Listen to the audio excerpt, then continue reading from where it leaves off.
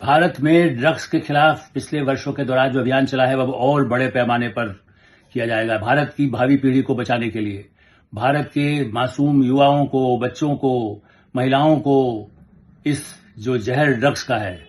जो मादक पदार्थों का है, जो दुनिया के और कंट्रीज में भी सबको चिंता होती है, उसके खिलाफ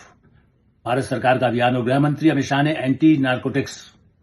एक बड़े महत्वपूर्ण जो बैठक हुई है 2 दिन की, उसमें इस बात को रेखांकित किया है कि देखिए, और उन्होंने सराहना भी की है। आप समझिए कि लगभग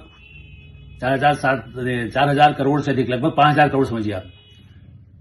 4,000 करोड़ 700 उसको मिलाया जाए, उससे तो बेहतर है कि यही कहा जाए कि 5,000 करोड़ से अधिक का ड्रग्स पकड़ा गया है। हो सकता है इससे भी ज्यादा हो। तो हमारी जांच एजेंसियों ने, चाहे वो पोर्ट पर हो, एयरपोर्ट पर हो, बंदरगाह के पास हो,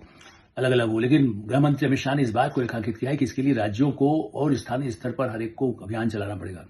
ऐसे सेल बनाना होगा जहां पर ऐसे ड्रग्स बनाए जाते हैं, नकली जो सिंथेटिक ड्रग्स बनाने के काम होते हैं, उन पर कंट्रोल करने के लिए बड़े पैमाने पर चाहे छापामारी करें, कार्रवाई करें, उसकी जांच करें। बहुत कुछ प्रयास हुआ है, उसकी भी सराहना करते हैं कि एंटी नारकोटिक्स ब्यूरो ने भारत के लिए बड़ा काम किया है पिछले वर्षों के दौरान। स्थानीय एजेंसियों से भी सहयोग लिया गया है। लेकिन अब समय आया है, जैसे पंजाब कितना बड़ा प्रभावित है, आप देखें, नॉर्थ ईस्ट उससे काफी कुछ चंगुल से निकल रहा है, लेकिन हाल के जब से आम आदमी पार्टी आई है, पंजाब में फिर से बहुत तेजी से ड्रग्स, चूंकि पाकिस्तान बॉर्डर, चूंकि हम जिन देशों से घिरे हैं, देखिए ओपीएम से बनाई जाने वाली ड्रग्स भी बहुत बड़े पैमाने पर विदेशों से आती है। उसको छोड़िए कि अफ्रीका से कौन आया, नाइजीरिया से कौन आया, वहां से क्या आया। इससे भी ज्यादा हमारे पड़ोस घिरा हुआ है। हम पाकिस्तान से, तालिबान से, जब मैं कई अपने कार्यक्रम में चर्चा कर चुका हूं, पाकिस्तान के तानाशाह, सैनिक तानाशाह जो जियाउल हक के जमाने से रहा है, जिनको ड्रग्स में हिस्सा होता है, ड्रग की स्मगलिंग में उनका हिस्सा होता है, अंतर्राष्ट्रीय तस्करी में होता है। और इसलिए हर जिले, हर प्रदेश में ईमानदारी के साथ, दृढ़ता के साथ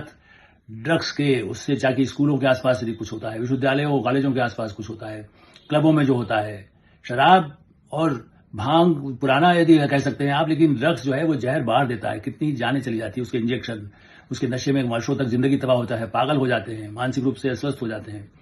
परिवार टूट जाते हैं, माता पिता की हत्या कर देते हैं, बहन की हत्या कर देते हैं, पत्नी की हत्या कर देते हैं। ऐसे ड्रग्स के इस सबसे बड़े नासूर को हमारे जो देश में भी कैंसर की तरह जो फैलने की कोशिश है, उसे रोकने के लिए भारत सरकार के इस अभियान में देश भर को हर कोने में जागरूकता और सहयोग की आवश्यकता होगी। सरकार ये अकेले काम नहीं कर सकती। स्थानीय संस्थाएं, स्थानीय अधिकारी, पुलिस, एंटी नारकोटिक्स ब्यूरो के तो लोग हैं, वो अपना जो काम करते हैं देश भर में करें। सीबीआई काम करती है और एजेंसियां भी काम करती हैं, इसमें सहयोग करती है, लेकिन इसमें बहुत बड़ा काला धन भी होता है। और इससे ही जिस तरह से अपराध बढ़ते हैं, वही ड्रग्स का इस्तेमाल आतंकवादी भी करते हैं, वही माओवादी करते हैं, उन मासूम लोगों को अपना शिकार बनाते हैं या उनके अपने गिरोह में शामिल कर लेते हैं।